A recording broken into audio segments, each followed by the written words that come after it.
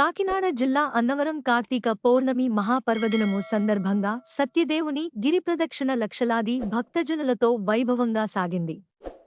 స్వామివారి మెట్ల మార్గం తొలి పావంచాల నుండి సత్యరథం ప్రదక్షిణను మధ్యాహ్నం 2 గంటలకు ఆలయ chairman IV Rohit, EO K Ramachandra Mohan కొబ్బరికాయ కొట్టి ప్రారంభించారు. ప్రధాన మార్గం ద్వారా బెండపూడి హైవే పోలవరం కాలవగట్టు మీదుగా సత్యగిరి, రత్నగిరులను చుడుతూ పంపా ఘాట్ మీదుగా తొలి పావంచాల వద్ద గిరి ప్రదక్షిణ ముగిసింది. ఉదయం 8 గంటలకు స్వామి అమ్మవార్లను పల్లకిలో గిరులు చుట్టూ ఊరేగించడంతో అప్పటినుండి వేలాదిగా భక్తులు గిరి ప్రదక్షిణ చేయడం మొదలుపెట్టి సాయంత్రం 6 గంటల వరకు కొనసాగించారు.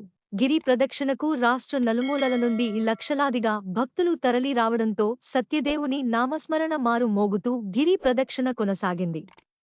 సుమారు 2 లక్షలకు పైగా భక్తులు పాల్గొన్నారు. మార్గ మధ్యలో అనేక మంది దాతలు, దేవస్థానం వారు స్టాల్స్ ను ఏర్పాటు చేసి పాలు, పండ్లు, ఇతర ఆహార పదార్థాలు పంపిణీ చేశారు. అపర వైకుంఠమైనటువంటి అన్నవర మహాపుణ్యక్షేత్రంలో ఆద్యాది మహాలక్ష్మీ సమేత శ్రీ వీర వెంకట సత్యనారాయణ స్వామి వారి సన్నిధిలో కార్తీక మాసం మహాపర్వదినాన్ని పురస్కరించుకుని ఈ నెల రోజులు కూడా ప్రతిరోజు కూడా ఈ క్షేత్రానికి భక్తజనులందరూ వచ్చి స్వామివారిని దర్శించుకోవడం, వ్రతం చేసుకోవడం జరుగుతూ ఉంటుంది. ఈ నెలలోనే సుమారుగా 2 లక్షల పైచిలకు వ్రతాలు జరుగుతూ ఉంటాయి.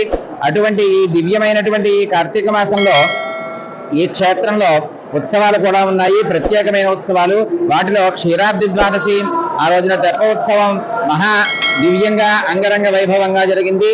ఈ రోజు కార్తీక పౌర్ణమి మహాపర్వదినాన్ని పురస్కరించుకుని గిరి ప్రదక్షిణ ప్రతి సంవత్సరం జరుగుతూ ఉంటుంది. అలాగే ఈ సంవత్సరం ఉదయం 8 గంటలకు స్వామివారు అమ్మవారు పల్లకీ సేవలో సంప్రదాయ సిద్ధంగా బయలుదేరడం జరిగింది.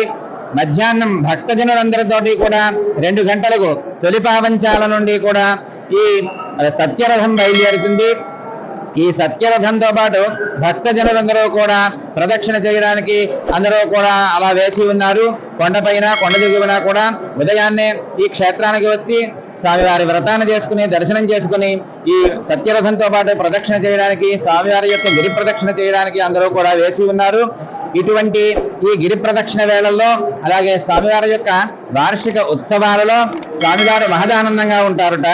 ఆ సమయంలో మనం స్వామివారిని ఏ కోరిక కోరినప్పటికీ కూడా తథాస్తు తథాస్తు తథాస్తు అంటూ ఉంటారట.